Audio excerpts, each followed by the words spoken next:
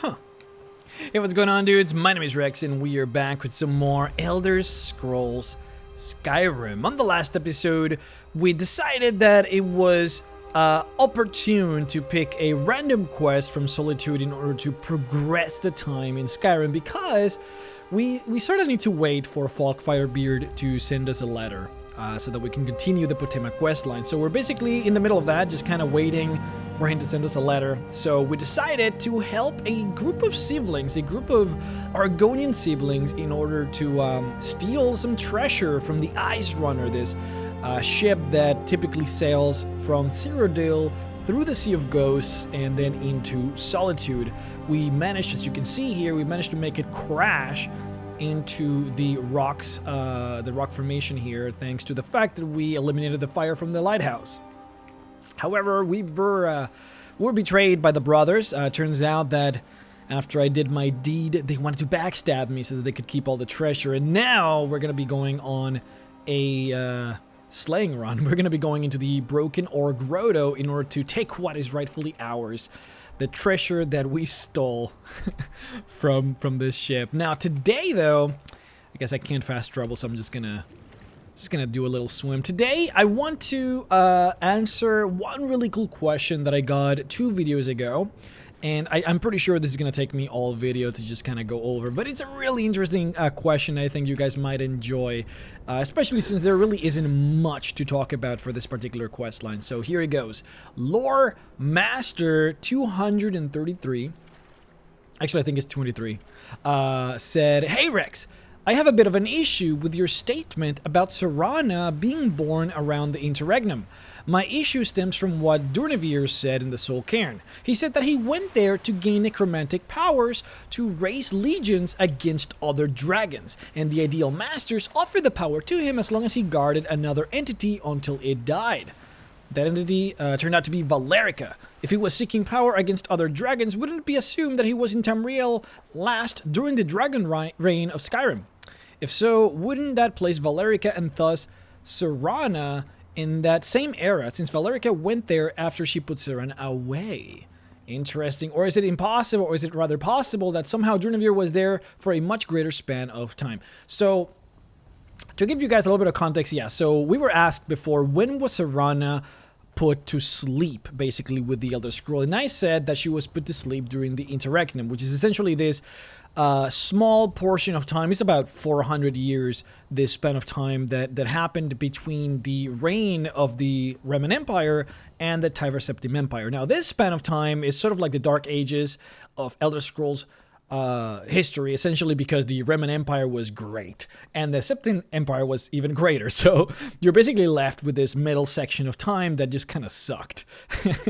And you call that span of time the Interregnum. And I said that, yeah, like Serana was essentially put to sleep then.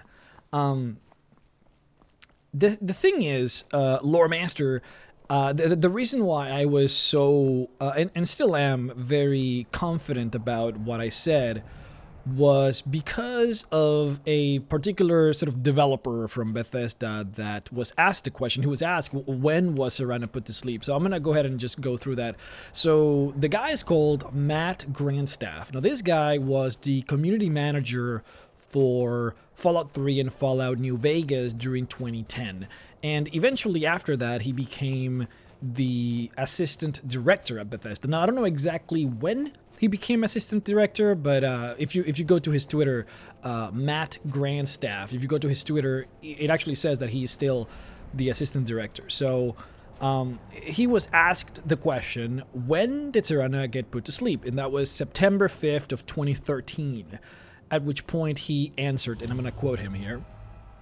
He said, quote, "The intention was that Serana went to sleep in the late Second Era, between the Reman and Septim empires. Her initial dialogue is just her surprise that there is an empire in Cyrodiil, as there hadn't been when she went to sleep," end quote.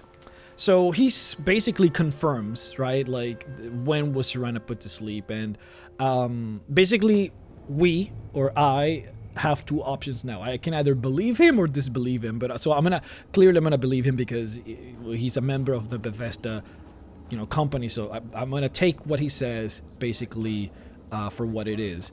Which leaves us with the only logical conclusion, which is we kind of have to figure out a way to rationalize how Durnevir could have been found in the Soul Cairn, which does have a couple of continuity sort of like shenanigans going on, and we're gonna cover those. Let me actually oak flesh here. I want to make sure that I'm casting all these spells while I can. So let's go ahead and start breaking down some of these dates, because I think it's going to be a lot simpler if we talk about the dates, like very specific dates, if we're going to be talking about, you know, time frames, and also just you know, Skyrim, rather Elder Scrolls can be pretty finicky with schedules, with times, with you know, when you talk about eras and you talk about when did things happen. Like, Elder Scrolls have been known to make mistakes here and there, and you know, some books will tell you one thing and then other books will tell you something else, and this is not one of those examples where they literally like make a mistake. It's more like we just don't really have precise time frames for a lot of this stuff. So let's go through it. So the Interregnum begins in the Second Era 430 and ends in the Second Era 854. So there's basically 400 years of the Interregnum. That is between the Roman Empire and between the Septim Empire. Now, the Roman Empire technically ended 400 years before that, but the Empire, this guy's gonna hurt. Okay, didn't actually hurt. You know, the actual Roman Empire, like Reman the First and Reman the Second, they actually died 400 years before this, but the Empire didn't really collapse until the Second Era 430, which was when the last Akaviri potentate basically got murdered by the Morak Tong, I think is what it was. And then the Empire sort of collapsed in between, super chaotic, and that's when the Dark Ages, you know, really began. So for Serana to basically say, oh yeah, it's kind of weird that you guys have an empire, like, she basically must have lived for at least 100 years or so into the Interregnum for her to be like shocked that there was an empire. So she's basically sort of more or less put in between like Second Era 500 or Second Era 600, maybe something along those lines, right? Because I don't think that she's in Elder Scrolls Online, and Elder Scrolls Online is set at the end of the Interregnum, so like the time frames for her are actually pretty clear, right? Like, we know more or less where she would have been. The problem, of course, is not her. The problem is Durnevir. Durnevir gets, it's very complicated. So you talk about Durnevir fighting other dragons, but I haven't found exactly where he says that he was fighting other dragons. So what I'm going to do here is I'm going to look at what Durnevir actually says. So when you're interacting with Durnevir, the Dragonborn gets to ask him, how did you end up in the Soul Cairn? At which point Durnevir says, and I quote, "There was a time when I called Tamriel my home, but those days have long since passed. The Doba roamed the skies, vying for their small slices of territory that resulted in immense and ultimately fatal battles." End quote. So that's what Durnevir says. And it's tricky because he could be saying that he's fighting dragons, but I don't think that it's only dragons that he might be referencing to. I genuinely think that he might be referring to just battling in general. Like, he's just, like, things have become so... Oops, I accidentally pressed the button. Well, there goes my stealth approach. What that shows is that the situation for Durnevir and the other dragons has become so dire that they basically have to fight almost to the death. Likely to the death. This guy is going to be really difficult. I actually could level up. Can I... There it is. Let's just do this. I actually have to level up. I have 3 perks to choose from, and I haven't done that. Dear God.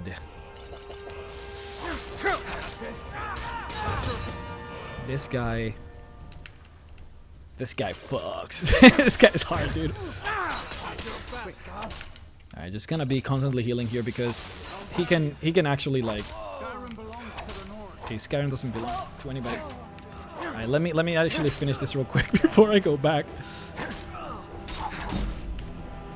Alright, we're doing good so far. We're doing good. Oh, my... Actually, let's summon... Let's do some funky stuff here. Just finish this guy. I don't have the energy for that. Too bad. You won't get the best of me. Yep. Alright, sorry about that. This guy, I mean, I'm sure you guys can relate. This guy has killed me so many times through so many different playthroughs of this game. His fucking captain... I'm sorry for the curse. I'm trying not to curse, as you might have seen. This freaking captain... It's crazy. But yeah, okay, so going back to Durnavir. Sorry about that. The situations for dragons must have been so dire that for them to even claim a small portion of land for themselves, for it to have been so, like, mortally dangerous to dragons, means that we're actually not talking about the Dragon War. We're actually not talking about when the dragons dominated Skyrim and dominated the Nords, because by then, dragons were actually living really, really well. You have to remember that the dragon priests basically ruled for the dragons. Like, if there was any rebellion, if there was any issue, the dragon priests would just solve it for them. Like, dragons didn't actually do anything when that was the case. And even still, because, you know, Durnavir could have technically not being... He could have lived outside of Skyrim. I mean, we do not really know. And outside of Skyrim, dragons were actually doing really good. Even after the Nordic Rebellion. I just messed that up. Yeah, this episode is not doing too good as far as my Skyrim skills. But yeah, even after the Nordic Rebellion, dragons were actually doing pretty good outside of Skyrim, right? Like, there's no reason necessarily for us to believe that dragons were doing terribly in Hammerfell or doing terribly in High Rock, right? There's no reason for us to believe that. Things became really bad for them across the board only after the Blades made it into Tamriel. So we're talking Reman Empire times, right? During the Reman Empire, that's when the Akaviri invaded Tamriel, and they started just murdering all the dragons that they found here, because that's what they do. Like, they basically eliminated every single dragon from Akavir, and they came to Tamriel seeking more dragons. Basically, all the dragons that used to live in Akavir, that escaped Akavir to run away from them, they moved to Tamriel, and so the Akaviri followed them here. And that was obviously only one part of the puzzle. They wanted to kill all dragons, but they also wanted to find the Dragonborn Emperor. And of course, when they found Reman, they were like, oh my god, Reman, you are a Dragonborn. Reman was like, yeah, here I am. And they basically joined forces, right? And that's when Reman became the Emperor, and that's when the Reman Empire kind of started, because the Akaviri were like, you are sent by the gods. And Reman was like, yeah. And then, yeah. And then the Empire started. But it was then basically where the Blades were given full reign over the complete annihilation of dragons. So we're talking First Era, year 2003. That's when the Akaviri attacked Skyrim, basically. And for the next, like, 100 years... is going to be the process of complete elimination of dragons. So I would say that if you're talking about dragons, and by the way, like, we're talking about the entire empire was on the process of eliminating dragons, not just Skyrim like it was during the Dragon War. We're talking about the entire empire now. So I would imagine that this would be the time when dragons would really have a lot of issues staying alive. Now, that being said, there were still a lot of parts in Tamriel that were not owned by the Empire. And during those parts, I would imagine... Let me just go up. I'm not paying too much attention to the game, sorry. I'm kind of just, you know, doing this rambling. But I would imagine that there would be a lot of parts about the... like around the Empire that were not dominated by the Blades. And in these locations, I would imagine that dragons would have actually been kind of okay. Right? Like, Durnavir doesn't say that he used to live in Skyrim. He doesn't say that he used to live in Cyrodiil. He says, and I quote, "When I called Tamriel my home," end quote, right? So he could have lived anywhere, really. It's really hard to tell exactly when he would be referencing to here because we don't really have much to talk about. In fact, the new expansion to Elder Scrolls Online literally has dragons coming out of a vault. So dragons clearly lived in elsewhere, and we know that they did, and we know that they lived in. There's a couple of dragons that are still alive to this day in Hammerfell. Right? So it's kind of tricky. I mean, the dragon that you fight, literally the very first dragon that you fight in Skyrim, in this game, Mjolnir, he never died. Like, he's been alive literally since the Merithic era. So dragons could just be out there. Basically, we don't really see them, but I mean, they are out there. Now, the thing is, they are so rare that people consider them myths. So it's unlikely, and this is where this gets tricky, right? It is very unlikely for Durnevir to have basically, when he talks about him and the other Dovas flying across Tamriel, struggling to get pieces of land, it's very unlikely that he's talking about any point in time after the Blades, because even the Blades said so themselves. They were like, oh my god, dragons are so rare nowadays that we literally do not have to worry about killing them anymore. From now on, we will only focus on protecting the Emperor.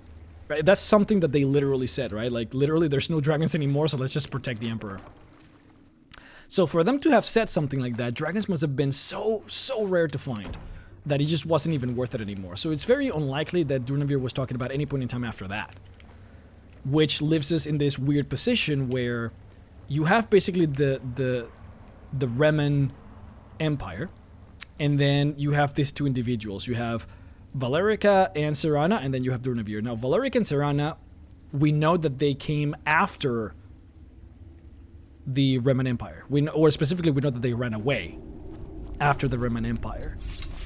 But then we have Durnevir, which, if we're just talking about probability, if we're just talking about statistical reality, it's just more likely that he actually, when he talks about Durnevir being alive and being out there in the world, flying with the other Dovas, it's just likely that he did that before the Reman Empire. So, as you can see, we have a little bit of an inconsistency.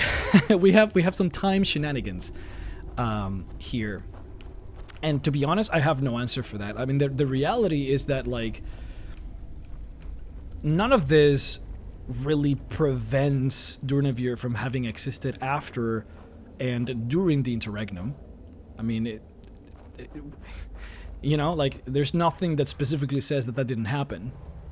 It's unlikely, just based on the facts that we know, but it's not impossible, right? So if you were to ask me, well, how do you make sense of these inconsistencies? I would just say that, well, it probably would just make sense for Durnevir to have lived in the Interregnum, and that's when he went and seeked more power, because the Interregnum was freaking crazy, man. Like, I mean, Elder Scrolls Online is set in the Interregnum, so you can clearly see, like, you can see how crazy that period was, right? So it must have been really difficult for dragons, which are dragons out there.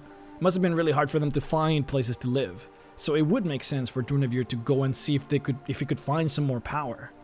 I don't think that's impossible, right?